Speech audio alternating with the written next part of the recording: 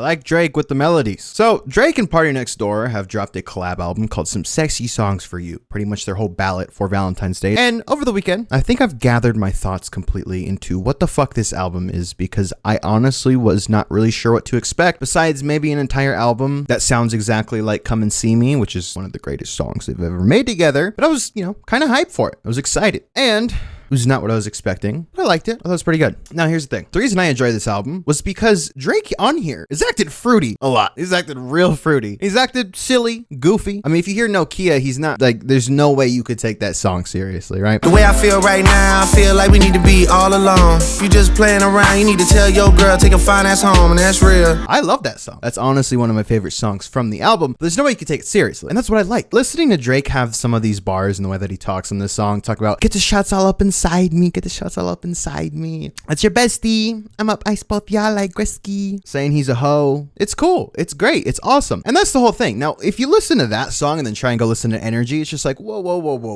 This is the same guy. It's the same guy making this music. And that's kind of the whole thing. I mean, even, Kendrick pointed that out, is Drake makes good songs, but he's not hard. And that's fine. And I think this collab album works for him. And the reason it didn't really work for Her Loss is because 21 Savage doesn't make music like that. I think that whole combination was just kind of a stupid ass idea. I understand you guys are friends and you probably like making music together, but that just doesn't work. You can't be like 21, let me do something fun, mate, and then have 21 try and talk about sliming people down and shit. That just doesn't work. That doesn't work as an album. It sounds like you're trying to mix oil and water. It just doesn't work. You can't have Drake be fruity and have 21 trying to be hard at the same time. Now, if you want to go, because Drake's great at acting, right? He can act hard. Is it corny? Yes, but at the time everyone was like, oh, maybe he is the sixth god and not the kid from Degrassi. When he did What a Time to Be Alive with Future, that worked. That was fine. He didn't act fruity on the album at all. But it's because he matched Future's energy. With Her Loss, he didn't match the energy at all. It was bad. And even when he did, it just sounded corny, right? But here, on this album, Drake's actually able to be himself, which is a fruity cornball, which is fine.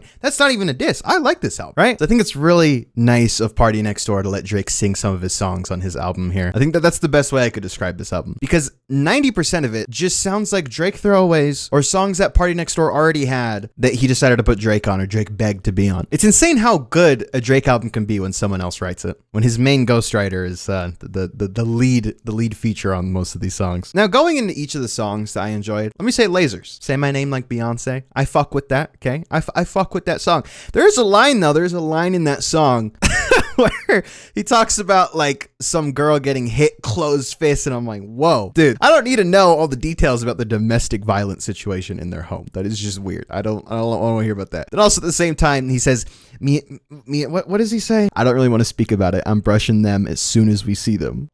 Like, he manipulated you again. He manipulated you again?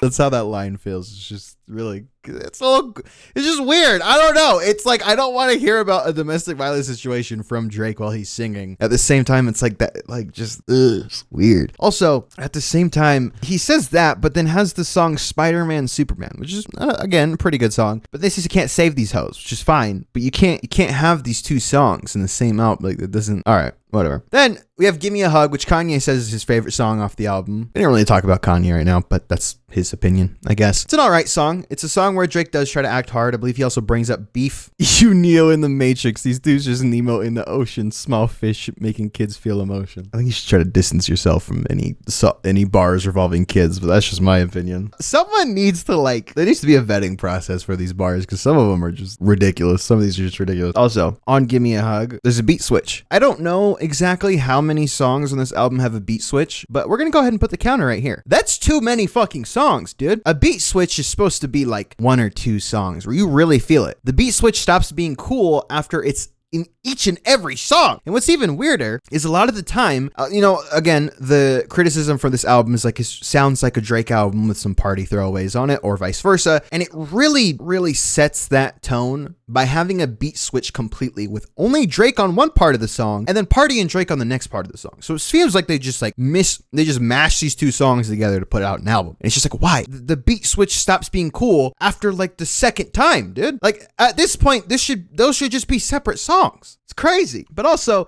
give me a hug. He just says, give me a hug. It kind of feels like those people that like, hey, where my hug at? The dude you knew in senior year talking to the freshman, like, where my hug at? And you're like, it's like, I don't like that. I don't like that. It's just weird. It's just weird. I don't like that. Then he says, the only reason I ain't got a girl and I ain't getting married because I'm really out here filling up the itinerary. Tell him 6 feet in the cemetery. Okay. All right. Only reason I don't have a girl is my career is too good. All right, dude. That just sounds like lame. Like, why do you care? What are you talking about? Now, on the song Brian Steele, he says, I got these plaques like I don't be brushing my teeth. Ew. What the fuck? Don't say that. It's like, I got this shit on me because I don't be wiping my ass. Like, no, don't say that. Don't say that shit. This is a weird ass bar. There's a lot of weird bars on here on this album, but like, that's probably the weirdest one. I heard that this morning and I'm just like, why? I got the plaques like I haven't been brushing my teeth. Why would you say that? I get it. I get what you're saying, but it's just gross. Ew. Then, as we all know, Drake likes to chameleon himself into a million different cultures and voices. So Drake's really liked Spanish music, Latin music. And unfortunately, we get that, and that has been the worst songs ever. Mia and every Bad Bunny Drake feature, and every time Drake has tried to make a song in Spanish, it's just bad. And it doesn't get better with this album. He has the song Meet Your Padre, but what really pisses me off is he has the audacity to feature a corridos artist, Chino Pacas, one of, not my favorites, but I like their music. I have like a couple of their songs, like they make great music. I love corridos. It's a great genre. As a Mexican myself, it's a great genre. Now, he has the audacity to again have, I want to meet your madre, pay my specs to your padre, mi amor. And then he has Chino Pacas. He has them auto-tuned. They can sing. That's bonita, bien lo sabes, esa forma de mirarme en tus ojos. Why? They can sing it, so they oh my god, it sounds so bad. It sounds so bad. And then he has the audacity to pull Party on it. Party sounds worse than Drake somehow. I want your phone numero, por favor. Why? I see your body is like Coca-Cola. It's bad. It's genuinely so fucking bad. It's terrible. These Mexicano girls are too attractive. Jesus. Oh my god. Right, and then it's just like this basic Latin background music, but then he has the audacity to beat switch again to corridos, and it sounds so bad. It's pissed me off. It's terrible. It sounds terrible. He has Party doing corridos. Don't ever do that again. What the fuck, dude? What the fuck? What the hell? I don't like that. All right, and then Celibacy is just okay. Here's the thing. I understand this album is like, for fucking. That's the whole point. It's sexy songs for you. It's like slow R&B stuff, which Party Next Door is great at. My theory again. You can tell me if I'm wrong. I'm not a six historian. I don't really care about Canadian music history, but Party Next Door and The Weeknd made really similar music back in the day, right? Just talking about fucking, slow R&B, the guy who can sing. I feel like they serve the same purpose for Drake. I mean, The Weeknd even said that a lot of Take Care was written by him, his songs, and Drake just took them. That's why he left. He's like, fuck this, I'm not doing that. I'm my own artist. Party Next Door is also a ghostwriter for Drake, and I feel like he just didn't have the balls to actually step outside of that. And it's just weird. Anyway, but he never really outgrew that. He still makes weird ass horny songs, and I'm all for it, right? Setting the mood. There's a lot of songs on here that I just cannot get behind, to where it's like, I just don't want to hear about coming and fucking and like just specific words. Don't say that. I don't want to hear the word come. Like, it's just weird. It's odd. I don't know. Anyway, so Celibacy is one of those songs. And it's another song with a beat switch. And Celibacy essentially is just Drake begging for pussy because he hasn't had it in so long from this one girl. And it's just a weird listen. You'll never take our kids away from me. We'd make it work. What? The highs of this album are pretty good, like I said. And then the lows are like that. Or it's like, you'd never take my kids away from me. We'd make it work. Like, what the fuck is that, dude? What the hell? Is Pour Me a Shotty, Let It Flow Through My Body? Is that also on Celibacy? Yeah. Auto-tune Drake talking about Pour Me a Shotty, Let It flow through my body is just... It's just weird. We get to Die Trying, which, if you've heard Wagwan Delilah, I feel like Drake had some inspiration from that song and decided to put that in a Die Trying, because Die Trying is not a bad song by any means, but it's not a song that should be sung by Drake or Party Next Door. It sounds like just like a pop song, like an indie pop song, something that maybe Sabrina Carpenter would make. I'm not even fucking with you. It's just weird. And again, it's not a bad song. It's just, it sounds weird. It also doesn't fit the mood of the album at all. Again, like if you've heard Party Next Door and even just other songs on here, it's really slow. You get some synths, really nice bass. This is like a guitar fucking country honky ass song. Girl, I can't decide if I should stay and say I tried. Like it's just weird. I like it again, but it just in this album it doesn't work. I don't understand. And again, Party Next Door is not the person to be putting on this song. I don't know. Again, I've come around and like the song. My wife says she likes it, thinks it's fine. But again, she's just like I mean, at least for a Drake song. Now we get to the song Glorious. Glorious is an interesting ass song. It is the Ice Spice song. And I don't mean that by it sounds like an Ice Spice song, because it does. No drummer, you know I got bands. You try to act like a fan, but you know that I'm Drizzy, you know who I am. Like it out. But it's literally filled with just little snippets of Ice Spice talking. And it's just, what the fuck? It's so fire. Like, it's for the streets, it's for baddies, it's for the Uras. Isis is an Egyptian goddess. Yep.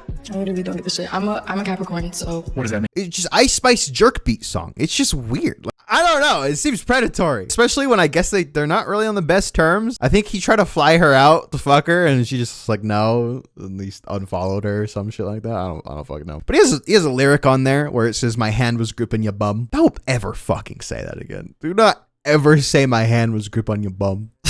Why? Raining in Houston's an alright song. There's 6 solo Drake songs, and there's only one solo Party Next Door song, right? Out of 21 songs, and 6 of them are solo Drake songs. I thought this was a Party Next Door Drake collab. What the fuck? It's just weird. Crying in Chanel's a great song. Not so much the beginning, but again, and then the one of the many beat switches on the album switches to this really cool, really great towards the end of the song. And I thought it was going to lead into the next song, but it doesn't. It just stops. And they just decided to make a really cool, probably one of the coolest beats on the album, and they just cut it short for no fucking reason. I don't know why. Possessions, what's your favorite? Bust down watches, Cuban links, man. I just wanna fly with you. I just wanna fall out. The one solo Party Next Door song is great. Deeper is good. It sounds like a Party Next Door song. What's interesting is this little like movie that they put on, the little video that they put on, like while you're like listening to the song. It's just Drake. It's not even Party Next Door, which is weird because it's the only solo Party Next Door song. But yeah, Small Town Fame. Shout out Drake for shouting out Salt Lake. I'm from Salt Lake, if you didn't know. Saginaw, popping out in Salt Lake, popping out of Arizona. Bitch, I feel like Tate McGray. Vanilla ice, white hoe, straight cake. I thought that was a good song. Ooh, On My Way is bad. Hit the splits and get naked, girl. You're on a roll. Okay, you're paying the rent these days and the groceries. Ooh, whoa. The reason that this song was ruined for me was because last week you gave me the sickest threesome. Oh yeah. This week you gave me the sickest head. Last night you tried to blow my mind. What? Why? It's weird. I don't like it, but it's really interesting to just see the numbers just plummet, right? CN Tower, 8 million plays. The last track on the album, not the last, but close to the last, it has about 2.9 million. I mean, obviously it's not something to scoff at, but like, I mean, you could tell people kind of got bored halfway through. Like, all right, never mind. I'm not listening to this shit. But yeah, I don't know. I enjoyed the album. I'm gonna give it a solid 6 to a light 7. I would say we're gonna copy off Fantano. But yeah, I mean, like, you know, we'll give it a 7. The songs that hit really hard, you know, like Nokia, Crying in Chanel, you know, Small Town Fame, they're great songs, but just as a collab album, it just doesn't really make sense. Despite the fact that in my head this was going to be the most make sense collab album, at least besides What the Fuck. What a Time to Be Alive. And it just isn't. Again, I was really just expecting an album that sounded essentially just like Come and See Me, because that song's great. That's a great song. But I mean, even that song, I don't know. I think it's good. I was expecting that. I didn't really get that. Instead, I got an all right Drake album. I guess I don't fucking know. And again, it's weird. As it's listed, it's Party Next Door's album, right, with Drake on it. But 6 solo songs by Drake, I think we know whose album this is supposed to be. And I don't know, again, like a 7, it's a good 7. And people are like, fuck, no one wants to hear that bullshit, you know, fuck Drake, it's fucking Kendrick. The whole Kendrick thing, it's like, dude, this is fine. I like Drake when he's fruity, when he just sings, when he tries to sing at least. I mean, he's using autotune most of the time, he can't really sing. And he kind of sucks at bringing an R&B vibe. Again, if you just wanted to listen to Party Next Door, you could just do that. But like, this is not an album to compare to GNX or anything like that. Again, Drake makes fast food music where it's great. It tastes great. Trust me, I know. Fast food tastes great. But it's just, it doesn't leave me with anything. I don't take anything away, and that's fine. I think people get that confused. Because like I've said before, Drake makes great music. I don't really, like, obviously, there's terrible songs, but like, I don't listen to something Drake says and then carry that with me the rest of my life. Be like, that's something to live by, or like an interesting motivator or something. Drake doesn't do that. That's fine. That's completely fine. And that's why I think people are listening to Drake the wrong way. I like 13 out of 21 songs. Again, pretty good. It's all right. I was expecting a little bit better, but it's not terrible. A lot of people are hating on it, and I just don't really understand. Again, the whole Drake versus Kendrick thing. But this isn't a rap album. This album really hits when you're grabbing Chiba Hut on the way home at like 2 a.m. off of like an edible and a half. Because that's when this really hit for me. That's when I listened to this. I was like, all right, I get it. Besides weird ass lyric songs, and then the one where he's talking about domestic violence in disgusting detail. Like, what the fuck? But yeah, again, good 7. It'd be worth listening to. I don't know. Yeah, that's about it. Bye.